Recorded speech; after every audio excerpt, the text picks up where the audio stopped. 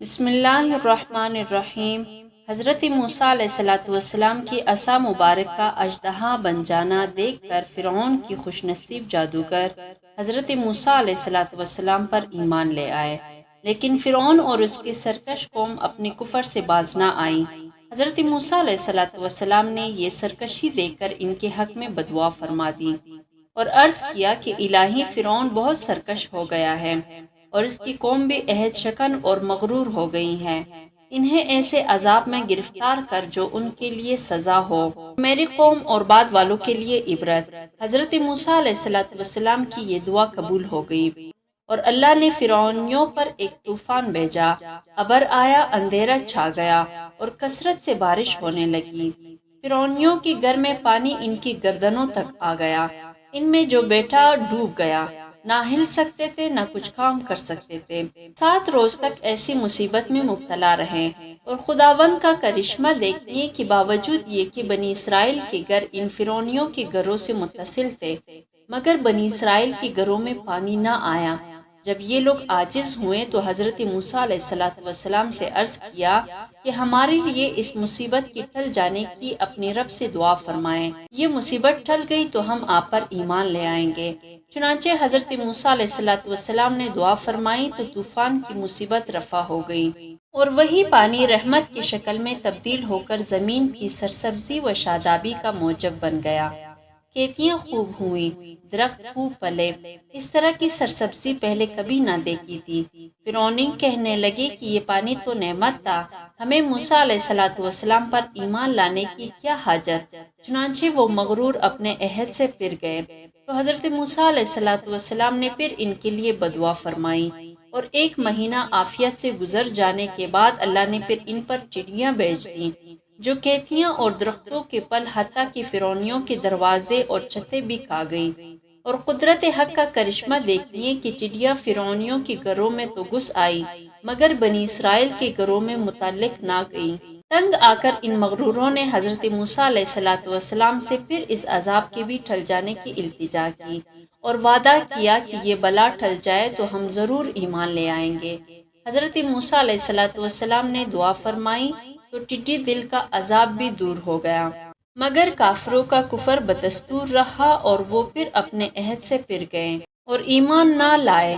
اس پر حضرت موسیٰ علیہ السلام نے پھر بددعا فرمائی اور فرعونیوں پر جوؤں کا عذاب نازل ہو گیا۔ یہ جوئیں فرعونیوں کے کپڑوں میں گھس کر ان کے جسموں کو کاٹتی اور ان کے کھانے میں بھر جاتی تھی اور گن کے شکل میں ان کی گیہوں کی بوریوں میں پھیل کر ان کی گیہوں کو تباہ کرنے لگی۔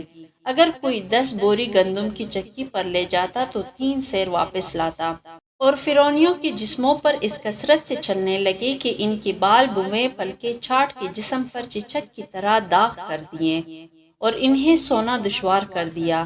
یہ مصیبت دیکھ کر انہوں نے حضرت موسیٰ علیہ السلام سے یہ بلا ٹل جانے کی التجا کی اور ایمان لانے کا وعدہ کیا۔ حضرت موسیٰ علیہ السلام نے دعا کی اور یہ بھی بلا ٹل گئی، مگر وہ کافر اپنے عہد پر قائم نہ رہیں اور کفر سے باز نہ آئیں۔ حضرت موسیٰ علیہ السلام نے پھر ان کے لیے بددعا کی تو اللہ تعالیٰ نے ان سب پر مینڈک کا عذاب نازل کیا اور حال یہ ہوا کہ آدمی بیٹھتا تھا تو اس کی گود میں مینڈک بھر جاتے تھے، بات کرنے کے لیے منہ کھولتا تو مینڈک گود کر منہ میں پہنچ جاتا تھا، ہانڈیوں میں مینڈک، کانوں میں مینڈک اور چولہوں میں مینڈک بھر جاتے تھے اور آگ بجھ جاتی تھی، لیٹتے تو مینڈک اوپر سوار ہوتے تھے۔ اس مصیبت سے فرعونی رو پڑے اور حضرت موسیٰ علیہ السلام سے عرض کیا کہ اب کی بار ہم اپنے عہد پر قائم رہیں گے اور پکی توبہ کرتے ہیں، ہم پر سے مصیبت ہٹا لے۔ حضرت موسیٰ علیہ السلام نے پھر دعا فرمائی اور یہ عذاب بھی رفع ہو گئی، مگر تماشا دیکھیے کہ وہ کافر پھر بھی اپنے عہد پر قائم نہ رہیں اور اپنے کفر پر بدستور ڈٹے رہیں۔ حضرت موسیٰ علیہ السلام نے پھر بددعا فرمائی تو تمام کنوؤں کا پانی، نہروں کا اور چشموں کا پانی، دریائے نیل کا پانی، غرض ہر پانی ان کے لیے تازہ خون بن گیا اور وہ اس نئی مصیبت سے بہت ہی پریشان ہوئے۔ جو پانی بھی اٹھاتے ان کے لیے خون بن جاتا اور قدرت خدا کا کرشمہ دیکھیے کہ بنی اسرائیل کے لیے پانی پانی ہی تھا، مگر فرعونیوں کے لیے ہر پانی خون بن گیا تھا۔ آخر تنگ آ کر فرعونیوں نے بنی اسرائیل کے ساتھ مل کر ایک ہی برتن سے پانی لینے کا ارادہ کیا، تو جب بنی اسرائیل نکالتے تو پانی نکلتا، اور جب فرعونی نکالتے تو اسی برتن سے خون نکلتا۔ یہاں تک کہ فرعونی عورتیں پیاس سے تنگ آ کر بنی اسرائیل کی عورتوں کے پاس آئی اور ان سے پانی مانگا، تو وہ پانی ان کے برتن میں آتے ہی خون ہو گیا۔ تو فرعونی عورت کہنے لگی کہ تو پانی اپنے منہ میں لے کر میرے منہ میں کلی کر دے۔ جب تک وہ پانی بنی اسرائیل کی عورت کے منہ میں رہا پانی تھا، اور جب فرعونی عورت کے منہ میں پہنچتا تو وہ خون ہو گیا۔ فرعون خود پیاس سے لاچار ہوا تو اس نے تھر درختوں کی رطوبت چوسی، وہ رطوبت منہ میں پہنچتے ہی خون بن گئی۔ اس قہر الہی سے عاجز آ کر فرعونیوں نے پھر حضرت موسیٰ علیہ السلام سے التجا کی کہ ایک مرتبہ اور دعا کیجیے اور اس عذاب کو بھی ٹال لے، پھر ہم یقیناً ایمان لے آئیں گے۔ چنانچہ حضرت موسیٰ علیہ السلام نے دعا فرمائی اور ان پر سے یہ عذاب بھی رفع ہو گیا، مگر وہ بے ایمان پھر بھی اپنے عہد پر قائم نہ رہے۔ حضرت موسیٰ علیہ السلام فرعون سے جب مایوس ہو گئے تو آپ نے ان کی ہلاکت کے لیے بددعا کی۔ حضرت موسیٰ علیہ السلام کی یہ دعا قبول ہوئی اور خدا نے انہیں حکم دیا کہ وہ بنی اسرائیل کو لے کر راتوں رات شہر سے نکل جائے۔ چنانچہ موسیٰ علیہ السلام نے اپنی قوم کو نکل چلنے کا حکم سنایا، اور بنی اسرائیل کی عورتیں فرعونیوں کی عورتوں کے پاس گئیں اور ان سے کہنے لگی کہ ہمیں ایک میلہ میں شریک ہونا ہے، وہاں پہن کر جانے کے لیے ہمیں مستعار طور پر اپنی زیورات دے دو۔ چنانچہ فرعونی عورتوں نے اپنے اپنے زیورات ان بنی اسرائیل کی عورتوں کو دے دیے، اور پھر سب بنی اسرائیل عورتوں اور بچوں سمیت حضرت موسیٰ علیہ السلام کے ساتھ راتوں رات ہی نکل گئے۔ ان سب مردوں عورتوں چھوٹوں بڑوں کی تعداد 6 لاکھ تھی۔ فرعون کو جب اس بات کی خبر پہنچی تو وہ بھی راتوں رات ہی پیچھا کرنے کے لیے تیار ہو گیا اور اپنی ساری قوم کو لے کر بنی اسرائیل کے پیچھے نکل پڑا۔ فرعونیوں کی تعداد بنی اسرائیل کی تعداد سے دگنی تھی۔ صبح ہوتے ہی فرعون کے لشکر نے بنی اسرائیل کو پا لیا۔ بنی اسرائیل نے دیکھا کہ پیچھے فرعون مع لشکر کے آ رہا ہے اور آگے دریا بھی آ گیا ہے، تو انہوں نے موسیٰ علیہ السلام سے عرض کیا، تو موسیٰ علیہ السلام نے اپنے عصا مبارک دریا پر مارا تو دریا پھٹ گیا اور اس میں 12 راستہ ظاہر ہو گئے، اور بنی اسرائیل ان راستوں سے دریا کے پار ہو گئے۔ اور جب فرعونی لشکر دریا کے کنارے پہنچا تو وہ بھی دریا عبور کرنے کے لیے ان راستوں پر چل پڑے۔ جب فرعون اور ان کا لشکر ان 12 راستوں میں داخل ہو گیا تو خدا نے دریا کو حکم دیا کہ وہ مل جائے اور ان سب کو غرق کر دے۔ چنانچہ دریا فوراً مل گیا اور فرعون اپنے عظیم لشکر سمیت دریا میں غرق ہو کر ہلاک ہو گیا۔ ایک مرتبہ حضرت جبرائیل علیہ السلام فرعون کے پاس ایک استعفیٰ لائے جس کا مضمون یہ تھا کہ بادشاہ کا کیا حکم ہے ایسے غلام کے حق میں جس نے ایک شخص کی مال و نعمت میں پرورش پائی، پھر اس کی ناشکری کی اور اس کے حق میں منکر ہو گیا اور اپنے آپ مولا ہونے کا مدعی بن گیا۔ اس پر فرعون نے یہ جواب لکھا کہ جو نمک حرام غلام اپنے آقا کے نعمتوں کا انکار کرے اور اس کے مقابل آئے، اس کی سزا یہ ہے کہ اس کو دریا میں ڈبو دیا جائے۔ چنانچہ جب فرعون خود دریا میں ڈوبنے لگا تو حضرت جبرائیل علیہ السلام نے اس کا وہی فتویٰ اس کے سامنے کر دیا اور اس کو اس نے پہچان لیا۔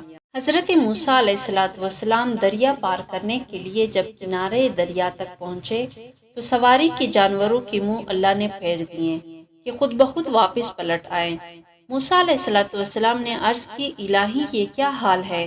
ارشاد ہوا، تم قبر یوسف کے پاس ہو، ان کا جسم مبارک اپنے ساتھ لے لو۔ موسیٰ علیہ السلام کو قبر کا پتہ معلوم نہ تھا۔ فرمایا، کیا تم میں کوئی جانتا ہے؟ شاید بنی اسرائیل کی بڑھیا کو معلوم ہو، اس کے پاس آدمی بھیجا کہ تجھے یوسف علیہ السلام کی قبر معلوم ہے؟ اس نے کہا، ہاں معلوم ہے۔ حضرت موسیٰ علیہ السلام نے فرمایا، تو مجھے بتا دے۔ وہ بولی، خدا کی قسم میں نہ بتاؤں گی جب تک کہ جو کچھ میں آپ سے مانگوں آپ مجھے عطا نہ فرمائیں۔ موسیٰ علیہ السلام نے فرمایا، تیری عرض قبول ہے، مانگ، کیا مانگتی ہیں؟ وہ بڑھیا بولی، تو حضور سے میں یہ مانگتی ہوں کہ جنت میں آپ کے ساتھ ہوں اور اس درجے میں جس میں آپ ہوں گے۔ موسیٰ علیہ السلام نے فرمایا جنت مانگ لے، یعنی تجھے یہی کافی ہے، اتنا بڑا سوال نہ کر۔ بڑھیا بولی خدا کی قسم میں نہ مانگوں گی مگر یہی کہ آپ کے ساتھ ہوں۔ موسیٰ علیہ السلام اس سے یہی رد و بدل کرتے رہے۔ اللہ نے وحی بھیجی، موسیٰ وہ جو مانگ رہی ہے تم اسے وہی عطا کر دو کہ اس میں تمہارا کچھ نقصان نہیں۔ چنانچہ موسیٰ علیہ السلام نے جنت میں اپنی رفاقت اسے عطا فرما دی۔ اس نے یوسف علیہ السلام کی قبر بتا دی۔ موسیٰ علیہ السلام نعش مبارک کو ساتھ لے کر دریا سے عبور ہو گئے۔ بنی اسرائیل نے حضرت موسیٰ علیہ السلام کی میت میں فرعون سے نجات پا لی اور دریا کو عبور کر کے جب پار ہو گئے تو ان کا گزر ایک بت پرست قوم پر ہوا جو بتوں کے آگے آسن مارے بیٹھے تھے اور ان بتوں کو پوج رہے تھے۔ یہ بت گائے کی شکل کے تھے۔ بنی اسرائیل حضرت موسیٰ علیہ السلام سے کہنے لگے کہ اے موسیٰ، جس طرح ان لوگوں کے لیے اتنے خدا ہیں اسی طرح ہمیں بھی ایک خدا بنا دے۔ حضرت موسیٰ علیہ السلام نے فرمایا جاہلو، یہ بت پرست تو بربادی اور ہلاکت کے حال میں ہیں اور جو کچھ کر رہے ہیں بالکل باطل ہے۔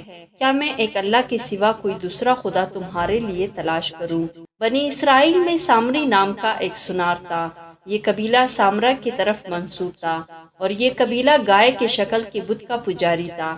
سامری جب بنی اسرائیل کی قوم میں آیا تو ان کے ساتھ بظاہر یہ بھی مسلمان ہو گیا مگر دل میں گائے کی پوجا کی محبت رکھتا تھا۔ چنانچہ جب بنی اسرائیل دریا سے پار ہوئے اور بنی اسرائیل نے ایک بت پرست قوم کو دیکھ کر حضرت موسیٰ علیہ السلام سے اپنے لیے ان جیسے ایک بت کی طرح کا خدا بنانے کی درخواست کی اور حضرت موسیٰ علیہ السلام اس بات پر ناراض ہوئے تو سامری موقع کی تلاش میں رہنے لگا۔ چنانچہ حضرت موسیٰ علیہ السلام تورات لانے کے لیے کوہ طور پر تشریف لے گئے تو موقع پا کر سامری نے بہت سا زیور پگھلا کر سونا جمع کیا اور اس سے ایک گائے کا بت تیار کیا اور پھر اس نے جو کچھ خاک اس گائے کے بت میں ڈالی تو وہ گائے کے بچڑے کی طرح بولنے لگا اور اس میں جان پیدا ہو گئی۔ سامری نے بنی اسرائیل میں اس بچڑے کی پرستش شروع کرا دی اور بنی اسرائیل اس بچڑے کے پجاری بن گئے۔ حضرت موسیٰ علیہ السلام جب کوہ طور سے واپس تشریف لائے تو قوم کا یہ حال دیکھ کر بڑے غصے میں آئے اور سامری سے دریافت فرمایا کہ اے سامری، یہ تو نے کیا کیا؟ سامری نے بتایا کہ میں نے دریا سے پار ہوتے وقت حضرت جبرائیل علیہ السلام کو گھوڑے پر سوار دیکھا تھا اور میں نے دیکھا کہ جبرائیل کے گھوڑے کے قدم جس جگہ پر پڑتے ہیں وہ سبزہ اگ آتا ہے۔ میں نے اس گھوڑے کی قدم کی جگہ سے کچھ خاک اٹھا لی اور وہ خاک میں نے بچڑے کے بت میں ڈال دی تو یہ زندہ ہو گیا اور مجھے یہی بات اچھی لگی ہے۔ میں نے جو کچھ کیا ہے اچھا کیا ہے۔ حضرت موسیٰ علیہ السلام نے فرمایا اچھا تو جا، دور ہو جا۔ اب اس دنیا میں تیری سزا یہ ہے کہ تو ہر ایک سے یہ کہے گا کہ مجھے چھو نہ جانا، یعنی تیرا یہ حال ہو جائے گا کہ تو کسی شخص کو اپنے قریب نہ آنے دے گا۔ چنانچہ واقعی اس کا یہ حال ہو گیا کہ جو کوئی اس سے چھو جاتا تو اس چھونے والے کو اور سامری کو بھی بڑی شدت کا بخار ہو جاتا اور انہیں بڑی تکلیف ہوتی۔ اس لیے سامری خود ہی چیخ چیخ کر لوگوں سے کہتا پھرتا کہ میرے ساتھ کوئی نہ لگے اور لوگ بھی اس سے اجتناب کریں تاکہ اس سے لگ کر بخار میں مبتلا نہ ہو جائے۔ اس عذاب دنیا میں گرفتار ہو کر سامری بالکل تنہا رہ گیا اور جنگل کو چلا گیا اور بڑا ذلیل ہو کر مرا۔